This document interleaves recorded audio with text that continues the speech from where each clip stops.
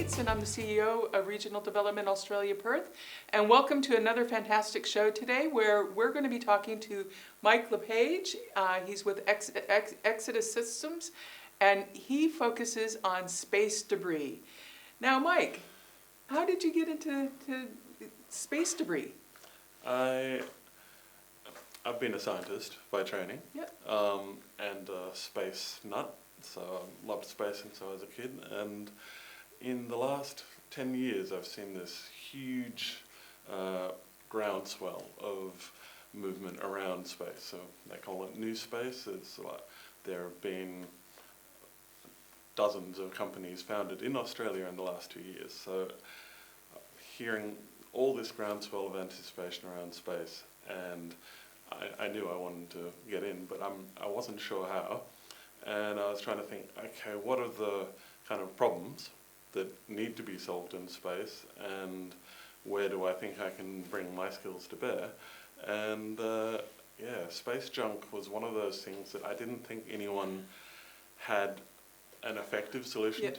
to. There are a lot of people working on it, and a lot of the solutions will work, but for one or two pieces of debris. And Yeah. I think once you scale that up to the whole problem, tens of thousands of pieces of debris, that's just, you need a systematic approach to the problem, which doesn't involve picking off pieces of debris one by one. Wow. Yeah, I've got an app. It's called Skyview, and I don't know if you've ever seen Yeah, it. yeah. And I've had it for years and years, and Yeah. so you can point to anywhere in the sky. Mars is very red lately. And it shows the planets. And I did notice years back these little floating things, and they actually show all the rocket bodies from the satellites that have been launched just hovering above our heads. Since the 1950s, we've been launching rockets, we've been launching satellites, and most of them are still there. So, yeah, and not even that many of them are still being used. Like 3/4 of them are just space junk. Yep.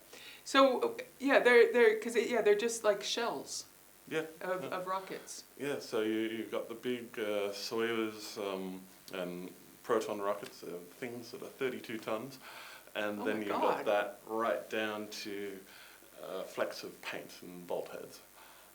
And so There's hardware floating in space. there's a wrench they're working on the ISS with a wrench, and you let go of it and it floated away, and you grab for it and it's like, oh, that's space junk now. Oh It's happened, and then they have this really strange name for catalog debris item number 2642. It's actually just someone dropped a wrench off the space station. And here I thought I was bad at leaving my tools out in the backyard. So with all this debris floating above our heads, Yeah. is it problematic? I mean, as we're launching things into space, does all this debris So become a I problem? think the key thing is to understand how fast. If you're going in orbit, you're going at 8 kilometers per second. That's around 27 times the speed of sound. And so a single bolt head hitting a satellite at that speed is like a 100-kilometer-an-hour car crash. There's so much energy there. Wow. And you can't,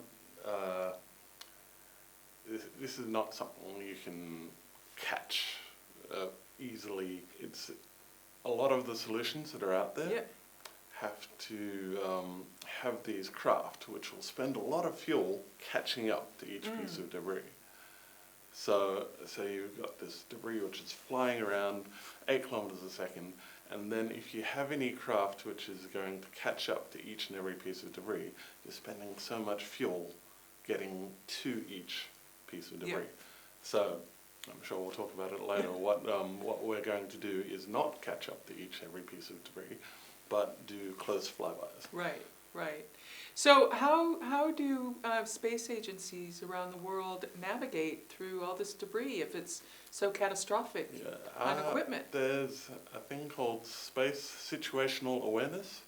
You might have heard Lockheed Martin is just building a new station in WA, actually, they call it a laser fence that projects lasers up into the space above WA and will help to track all the space debris that is out there. And once you know where it is, you can fly where it isn't. So, yeah. Okay, so like with that app, the sky view, how accurate is that? So am I It's pretty actually accurate. really looking at a piece of debris? If you can see it. Yeah. So you ever used that to see the International Space Station Yes. go over? Yes. So tells you where to look, and it's there. Often the debris is smaller than the ISS, so it's not as bright. Yeah. But, no, it's there. Wow. So with your interest from being a scientist, and I understand you were a musician when you were younger. Yes. Which is, how did you move from music to science to... The story I tell is that I finished year 12 and I was accepted on a music scholarship and on a science, into a science degree. And I chose science because I knew too many poor, depressed musicians. And now, of course, I know just as many poor, depressed scientists, but that's another story. You get to this point where, okay, I love music, I write music, I play cello, but I wanted to do something, and in fact my training was in medical science. And so if you can take the creative aspect of music, of writing music, and the analytical aspect of scientific research, and combine that, I think that's where the new space sort of entrepreneurial platform, you can't just be an analysis guy, you can't just be a creative person, you have to marry the two. Fantastic. So you've got a startup called Exodus? Exodus Space Systems. Yes. We started last year. Oh, fantastic. And there are 5 of us, 5 core team members, and so myself, I'm a scientist and a designer. Carl Conquilla is a mechatronic engineer and a veteran of a number of startups. What's a mechatronic? Mechatronic is mechanical and electronic. Ah, interesting. They love to combine words.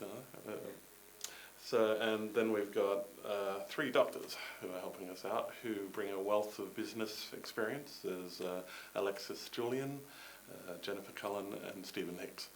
So between the 5 of us, we've all been interested in space. And so when I came to them, it was like, guys, I've got this idea. They've just been such a support to me to take what was my baby, and now we're turning this into prototypes and we're meeting with people. It's such an exciting ride. So what are you doing? What are you developing? Can you tell us about your product? Okay, so this is a 3D printed demonstrator for the concept. Yep.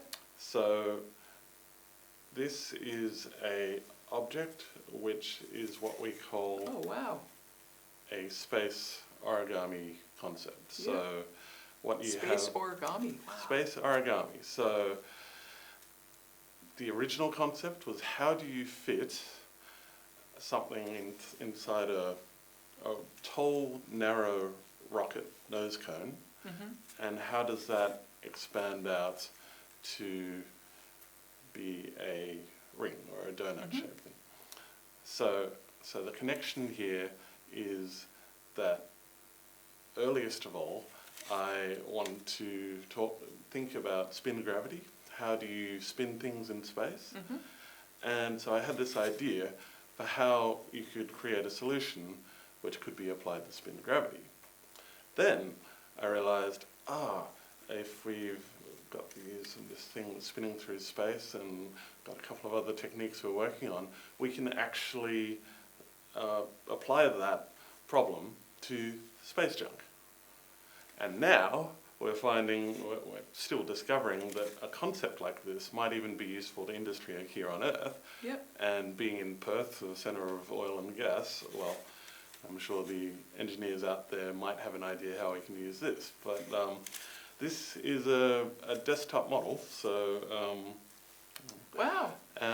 You know what it reminds me of, saying that, you've worked in, the medical, or they have things like this now that go up through Yep. clear veins, and Mhm. they're tiny like this, They're tiny. and then they open up. It's Inside a the similar body. concept, Yeah. but the interesting thing about this is that it can deploy, it can go through every stage of expansion and still hold a stable Oh, wow. compressive strength. So, what does that? How does this deal with space debris? So what we're going to do, we're going to fly very close to the piece of space Yeah. debris, and so there are kind of three advantages here. What we've got is a concept that you've got many different sizes Mhm. of space debris, and so what we're looking to do is have something fly past the debris at close range without having to touch it. So, is it to throw it out of orbit? Yeah, so we're basically going to be doing something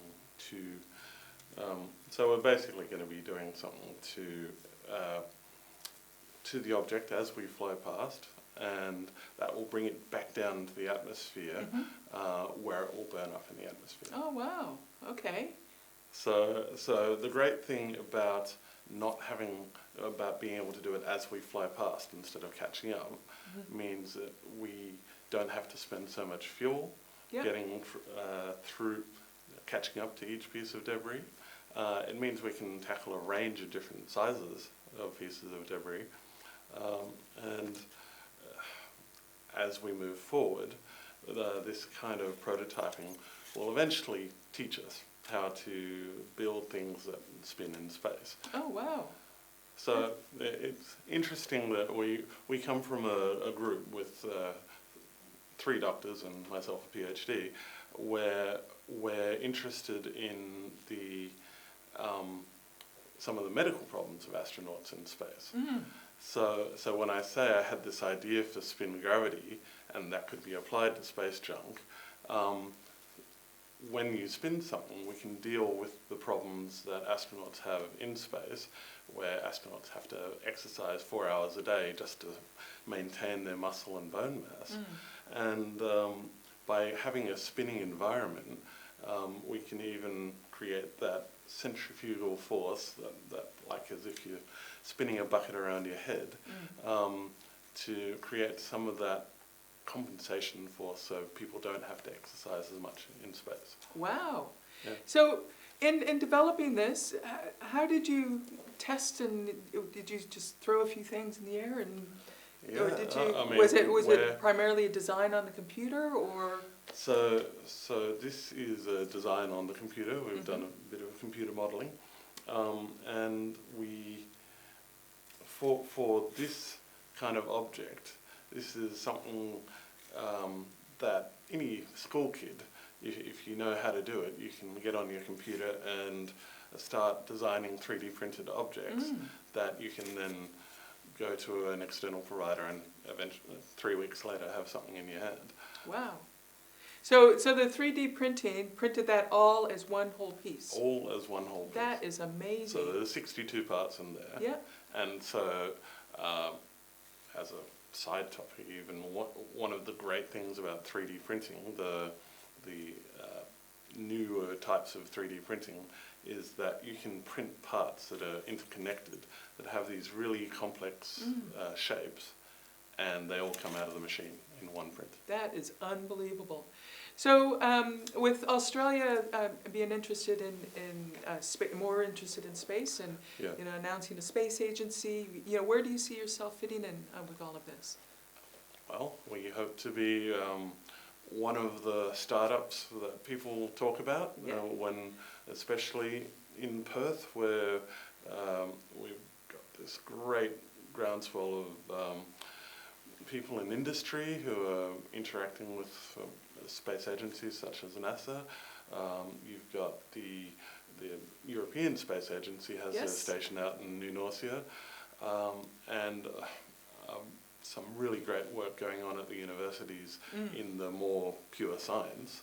And so we kind of want to be the guys that say, hey, we have industry too. We're working on products that we'll be able to offer as a service, So our timeline is that in the next sort of 3 years or so, we want to have actually launched something that we can tell people, hey, we can launch something to space which will bring down a piece of space debris and show that, hey, this is a useful service we can offer to people. Wow.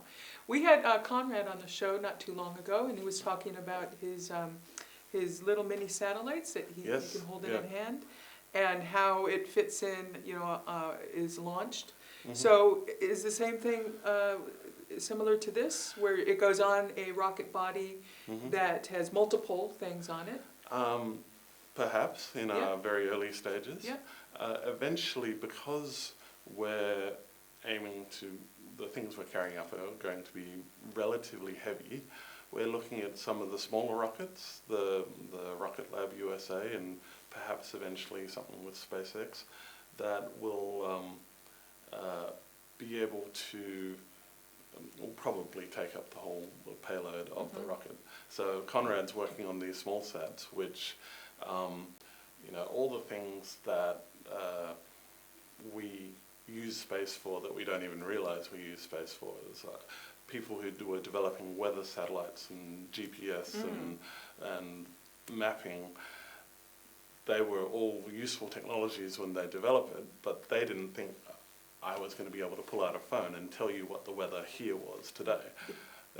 All these sort of unintended positive applications of space that you just don't know what positive things, positive products, positive outcomes might come out of something like this in the future.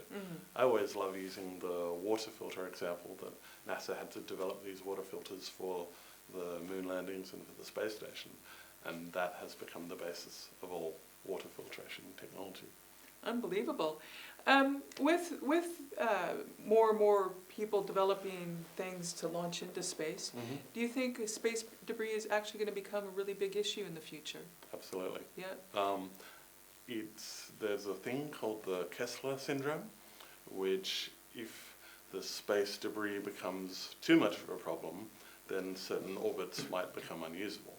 So that is absolutely something we need to avoid, and something that I think a number of people have recognized that is a problem and are working towards solving.